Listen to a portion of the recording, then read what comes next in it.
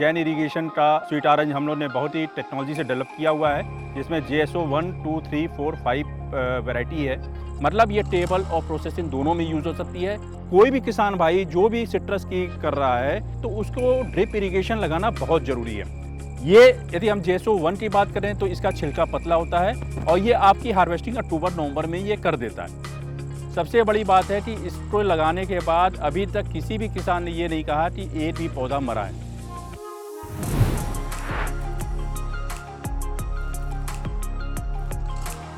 किसान भाइयों नमस्कार, मैं आशीष नागर, जैन इरिगेशन हरियाणा। आज मैं मुनाफे की फसल में सिट्रस वर्गीय फलों के बारे में बात करना चाहता हूँ। बेसिकली मेरा उद्देश्य है कि पंजाब, हरियाणा, राजस्थान जो बेसिकली सिट्रस वर्गीय फलों का क्षेत्र है, तो उसके बारे में मैं संदर्भ में बताना चाहता हूँ कि सिट्रस वर्गीय फलों में बेसिकली कई आती है मैंड्रिन आती है, स्वीट ऑरेंज आता है और भी कई फसलें आती हैं, एसिड लाइम आता है, ग्रेप फ्रूट्स आता है, कई तरह की फसलें आती हैं। लेकिन यहाँ पे जो यदि हम बात करें हरियाणा, राजस्थान और पंजाब के संदर्भ के बारे में, तो यहाँ पे जो बेसिकली जो बेल्ट है, यदि आप सिरसा, हिसार और गंगानगर, पंजाब के अबोहर के क्षेत्र में जाएंगे तो यहाँ पे किन्नों का एक बहुत बड़ा एरिया है और किन्नों की फलत बहुत ज़्यादा है। किन्नों है, माल्टा है, डेज़ी है और हमारा एक नया इंट्रोडक्शन है जैन इरिगेशन का, जो ब्राज़ीलियन स्वीट ऑरेंज, मौसम्मी का ब्राज़ीलियन स्वीट ऑरेंज हम लोग ने बहुत ही टेक्नोलॉजी से डेवलप किया हुआ है। उसमें 5 वैरायटी हम लोगों ने यहाँ पे इंट्रोड्यूस कर रहे हैं। हरियाणा, पंजाब, राजस्थान में ही नहीं, पूरे भारत में हम लोग का ये चल रहा है संदर्भ, जिसमें JSO 1, 2, 3, 4, 5 वैरायटी है। तो किन्नों के और सिट्रस वर्गीय फलों के बारे में मैं ये बताना चाहता हूँ कि आपको इसको कैसे करना है और किस तरह से करना है। तो जो सिट्रस वर्गीय फल का पहले जो क्षेत्रफल होता था या जिस तरह से उसको लगाते थे, उसमें पहले 20 बाई 20 मीटर पे 20 बाई 20 फीट पे लगाते थे। 20 बाई 20 फीट पे इसलिए करते थे कि बीच में पौधा बड़ा करते थे और पौधे को मतलब 15 जो कि 20 बाई 20 फीट पे लगाने का उद्देश्य यही था कि पौधे बड़े हों और जितने 20 से 25 साल इसकी एज होती है तो 20 से 25 साल में वो पौधा बड़ा हो जाएगा, इसलिए 20 बाई 20 फीट पे लगाते थे। लेकिन अब जैन इरिगेशन की टेक्नोलॉजी और जो भारत सरकार की टेक्नोलॉजी है कि आप 1 एकड़ में पौधों की संख्या को बढ़ाएं और जिससे और उसकी कटिंग और ट्रेनिंग और प्रूनिंग करते रहें। और क्या होता है कि जो सिट्रस वर्गीय फल होता है कि ये सोच किसान भाइयों की गलत है कि यदि पौधा बहुत बड़ा होगा तो उसके ऊपर फल ज़्यादा आएंगे।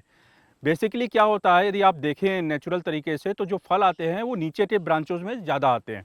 तो उसकी यदि आप प्रॉपर कटिंग और ट्रेनिंग प्रूनिंग करते, उसको मेंटेन करते, उसकी हाइट को बहुत ना बढ़ा के उसको मैनेज करें, तो आप हाई डेंसिटी प्लांटिंग की ओर मूव कर सकते हैं, जिससे पौधों की इनिशियल कॉस्ट आपकी थोड़ी बढ़ सकती है। लेकिन यदि पर एकड़ यदि आपकी कॉस्ट इनिशियल बढ़ती है, जैसे आपका 110 पौधे आपके लगते थे, लेकिन इसमें क्या है कि यदि आप 4 बाई 3 मीटर या 12 बाई 10 फीट पे आप लगाते हैं, इसमें क्या होता है, जब हाई डेंसिटी प्लांटिंग में रहता है तो उसमें हम हाइट नहीं बढ़ाते। हाइट नहीं बढ़ाने के करते हो क्या फ़ायदा होता है कि उसको नीचे की ब्रांचों में ही हम फ्रूटिंग ले लेते हैं, जिससे कि आपका हार्वेस्टिंग के टाइम में जो कटाई का और तुड़ाई का खर्चा है और वो आप मैनुअल उसको हार्वेस्ट कर सकते हैं। किसान भाइयों, मैं आपको दिखाना चाहता हूँ, अभी जैसे मैंने पहले बात की थी कि प्लांट की हाइट को बहुत ज़्यादा आपको नहीं बढ़ाना है। आप यदि इस पौधे को देखें तो यदि एक ब्रांच भी पकड़ लें, आप इस तरह से देखें तो आप इन्होंने प्रॉपर कटिंग और वो की है और उसमें साइज़ देखिए, और कम से कम 10 से 15-20 फल लगे हुए हैं जो प्रॉपर साइज़ की ओर हैं। तो इन्होंने भी यही किया है कि इन्होंने टेक्नोलॉजी को अडॉप्ट किया है। टेक्नोलॉजी अडॉप्ट करने से आप देखिए नीचे की जो मैंने अभी बात की थी, नीचे की ब्रांचेस में फ्रूट्स भरे पड़े हैं, तो जब आप ऊपर की ओर हाइट पे जाओगे तो वो फ्रूट्स की क्वांटिटी कम होती है, वो ब्रांचेस ही ज़्यादा फैली रहती है। तो इस तरह से आप जब नई टेक्नोलॉजी को अडॉप्ट करते हो और प्लांट को मैनेज करते हो, इसीलिए आजकल का जो कंसेप्ट चल रहा है हाई डेंसिटी प्लांटिंग का, वो इसीलिए पर्पस से लाया गया है कि जो रिसर्च में पाया गया कि आप किस तरह से आप हाई डेंसिटी प्लांटिंग की ओर जाके अपने नंबर ऑफ प्लांट्स पर एकड़ बढ़ा के, लेकिन यील्ड आपकी जो होती है वो आधा से हाफ से 1 टाइम्स बढ़ जाती है। इसमें दूसरा फ़ायदा आपको हाई डेंसिटी प्लांटिंग का ये फ़ायदा ये है कि आप जब प्लांट की हाइट बहुत ऊंचे तक नहीं ले जाते हैं, तो आप यदि आप ड्रिप के इरिगेशन के माध्यम से आप बीच में भी आप कोई भी सब्जी या तरबूज कोई भी आप इस तरह की फसलों को ले सकते हैं। आप ज़मीन का पूरे से पूरा फ़ायदा उठा सकते हैं। किसान को तभी फ़ायदा हो सकता है कि वो अपने जो ज़मीन है उसका एक भी पार्ट न छोड़े। पहले किसान क्या करते थे कि फ्लड इरिगेशन करते थे। फ्लड इरिगेशन के नुकसान की यदि मैं बात करूं सिट्रस के संदर्भ में, तो उसमें यदि यदि आप फ्लड इरिगेशन करते हो, एक तो पानी का खर्चा बहुत ज़्यादा आता है। दूसरा सबसे बड़ा प्रॉब्लम आता है कि डाईबैक की इश्यू बहुत ज़्यादा आती है। डाईबैक जब खुले में पानी होता है तो फाइटोप्थोरा जो डिजीज़ होती है वो बहुत ज़्यादा अफेक्ट करती है। जब आप ड्रिप इरिगेशन के माध्यम से आप इसको अप्लाई करते हो, जैसे सपोज इसका पीक वाटर रिक्वायरमेंट देखें, तो यदि सिट्रस का एक अच्छा प्लांट्स है, पीक वाटर रिक्वायरमेंट तो 85 से 100 लीटर पर डे के हिसाब से रहता है, जो कि ऑटोमेटिक आप ड्रिपर के थ्रू आप कर सकते हो। फ्लड इरिगेशन में क्या होता है कि आप वाटर का मूवमेंट ऊपर चला जाता है, आधा नीचे चला जाता है, और जो ज़्यादा पानी होता है उसके करते डिजीज़ का इन्फेक्शन ज़्यादा होता है।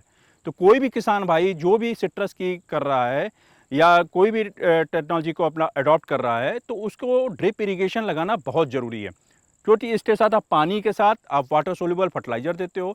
वाटर सोल्यूबल फर्टिलाइज़र, और बेसिकली हरियाणा, पंजाब और राजस्थान, यदि आप सभी क्षेत्रों में देखो तो सब भारत सरकार द्वारा एक अच्छी सब्सिडी की व्यवस्था की गई है। पानी की समस्या दिन प्रतिदिन बढ़नी है। ये खेतों में यदि आप इस तरह से खुला इरिगेशन दोगे तो आगे आने वाली जनरेशन के लिए पानी की बहुत बड़ी समस्या होने वाली है। इसको हमें ध्यान में रख के ये 20 से 30 साल बाद आगे की जनरेशन के लिए बहुत बड़ी समस्या है। तो हमको समाज के लिए भी थोड़ा सा नई टेक्नोलॉजी को अडॉप्ट करके इसको अपनाना है। दूसरी यदि हम बात करें इसको लगाने की विधि की, तो बेसिकली अभी तो लोग 20 बाई 20 फीट पे लगाते हैं या 15 बाई 15 पे लगाते हैं। अब जो जैन इरिगेशन की टेक्नोलॉजी आई है उसमें 12 बाई 10 फीट पे लगाते हैं। बेसिकली टाइम जो होता है वो उसके लिए आपको गड्ढे अप्रैल मई में कर लेने चाहिए।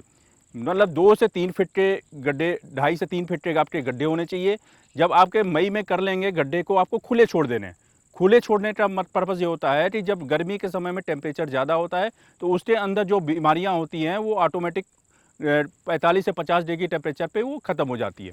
उसके बाद क्या होता है कि जब आपको गड्ढे भरने होते हैं तो ये खुले छोड़ने के बाद 20-25 दिन बाद आपको उसमें अच्छी जो सड़ी हुई गोबर की खाद 10, 15, 20 किलो आप उसमें डालिए, प्लस उसमें ट्राइकोडर्मा, पीएसबी, एजिटोबैक्टर का मिक्सर डाल के, और प्लस जिंक, और ये सब चीज़ें आपको देनी पड़ेंगी। और उसके बाद गड्ढे को आपको जितना गड्ढे का लेवल है उससे थोड़ा ऊपर तक आपको मिट्टी भर के मार्किंग करके रख देना पड़ता है।